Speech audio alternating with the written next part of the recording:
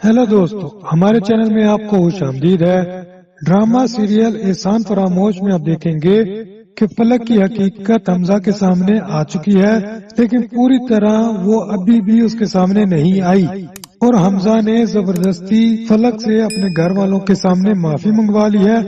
और अब वो ये सोच रहा है कि ये सब कुछ खत्म हो चुका है और फलक बिल्कुल नॉर्मल हो गई है, ठीक हो चुकी है। और फलक भी उसको अपने जाल में फंसा लेती है और अपनी मासूम सी शक्ल के साथ उस पर जाहिर करती है कि उसने ऐसा कुछ भी नहीं किया।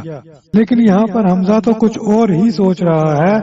वो नहीं चाहता कि कबीर और नवाल खुश रह सकें। वो उनके चेहरे पर परेशानी देखना चाहता है, उनसे वो प्रोजेक्ट छीनना चाहता है जो कि उसने लेने का सोचा हुआ था, लेकिन वो कबीर और नवाल ले गए।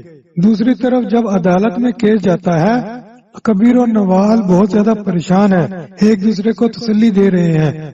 लेकिन जब अदालत में पहुंचते हैं तो वहां पर हमजा और फलक भी पहुंच जाते हैं।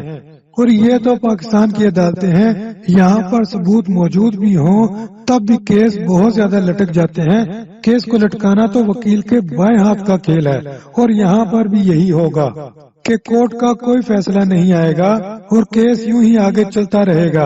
और कबीर नवाल को हौसला देगा कि परेशान होने की जरूरत नहीं है, हमारे डॉक्यूमेंट्स पूरे हैं और ये हमारी बेटी है। और फलक भी दूसरी शादी कर चुकी है, इसलिए ये फैसला फलक के हक में नहीं हो सकता, ये हमारे पास ही रहेगी, इसे हम ही पालेंगे, हम ही संभालेंगे, तुम ज्यादा परेशान ना हो। और अदालत में हमजा और कबीर एक दूसरे से लड़ भी पड़ते हैं। हमजा तो यहाँ पर नवाल को जाकर धमकी भी देता है कि वो कभी भी नहीं चाहता कि वो खुश रहे, वो चाहता है कि उसके चेहरे पर हमेशा परेशानियां रहे और वो उससे उसकी बेटी को भी छीन लेगा।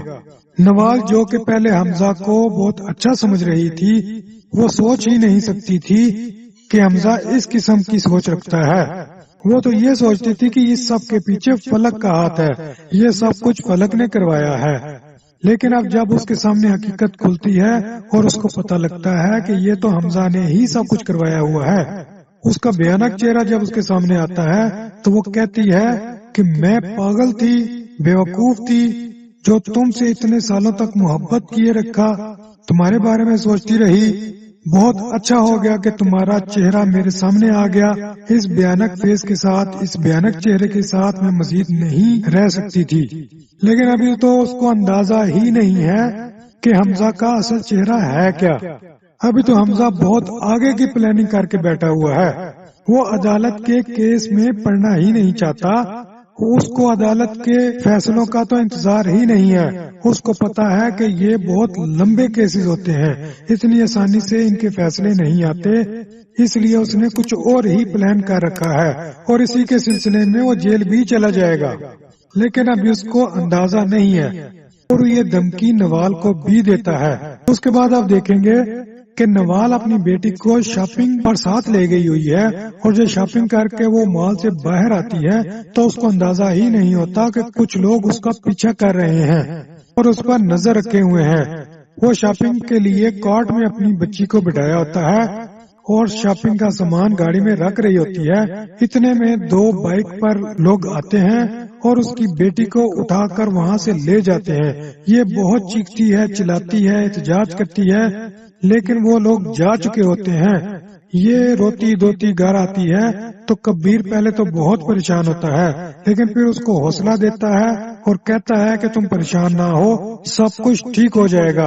अभी वो सब कुछ ये बातें कर ही रहे होते हैं कि ऊपर से हमजा और फलक भी आ जाते हैं। तो कबीर को यहाँ पर शक हो जाता है कि इन दोनों को कैसे पता चल गया, अभी तो ये हम दोनों के दरमियान आपस की बातें हैं, ये कहाँ से आ गए।